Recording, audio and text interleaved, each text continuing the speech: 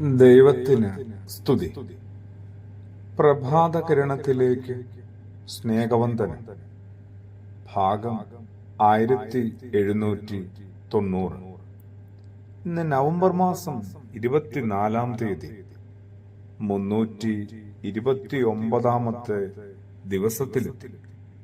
വീണ്ടും ഒരു ഞായർ ദിനമാണ്. അതും പരിശുദ്ധ ദൈവമാതാവിനോടുള്ള അറിയിപ്പിന്റെ ഞായറാണ്.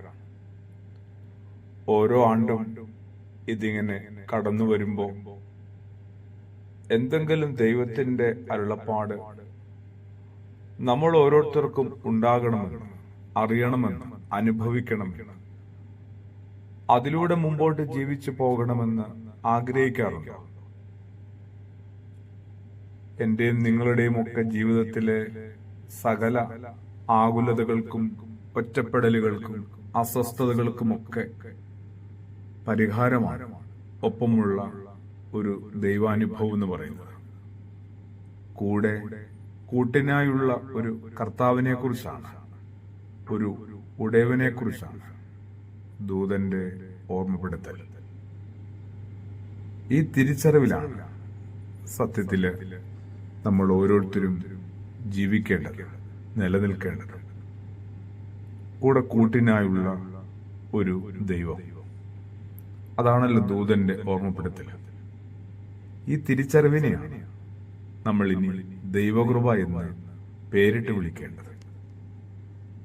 കൃപ ലഭിച്ചവളെ, നിനക്ക് സമാധാനം, നിനക്ക് വന്ദനം, കർത്താവ് നിന്നോട് കൂടെ എന്നാണ് ദൂതന്റെ ഒരു ആശംസയോ ഓർമ്മപ്പെടുത്തലോ. അതെന്തൊരു വലിയ ഉറപ്പാണ്. ദൈവം തന്റെ സൃഷ്ടിയോട്, ദൈവം തന്റെ സൃഷ്ടികൾക്ക്, തന്റെ മക്കൾക്ക് നൽകുന്ന ഒരു ഉറപ്പാണ്.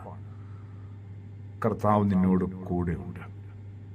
വേദനിക്കുന്ന, ഒറ്റപ്പെട്ടു പോകുന്ന, പുറത്താക്കപ്പെടുന്ന മനുഷ്യർക്ക് ഒപ്പം കൂട്ടുകൂടുന്ന ദൈവാനുഭവത്തെ ധൈര്യത്തോടെ നമുക്ക് യേശു വിളിക്കാം. ആ യേശുവിനെ നമുക്ക് തരുന്നതാവട്ടെ പരിശുദ്ധ കന്യകമറിയാമുവാണ്. അതുകൊണ്ട് ആ സ്ത്രീയെ സംശയമില്ലാതെ നമുക്ക് അമ്മയെന്നും വിളിക്കാം, പരിശുദ്ധ അമ്മ മറിയം. അങ്ങനെ പ്രതീക്ഷയറ്റ ജീവിതത്തിനകത്തേക്ക് ഏതെല്ലാമോ വഴികളിലൂടെ വെളിച്ചവും പ്രത്യാശയും കടന്നു വരുന്നു. നാളേക്ക് നിലനിൽക്കാനായിട്ട്, നാളെ കാത്തിരിപ്പാനായിട്ട് നമ്മുടെ സമീപത്ത് നിന്ന് ആ ശബ്ദം മുഴങ്ങുകയാണ്. കർത്താവ് നിന്നോട് കൂടെയുണ്ട്. ധൈര്യമായിരിക്കാനാണ്, ധൈര്യത്തോടുകൂടി എല്ലാത്തിനെയും നേരിടാനും പതിയെ നേടാനുമാണ്. പ്രാർത്ഥനയോടുകൂടി. ആമേൻ.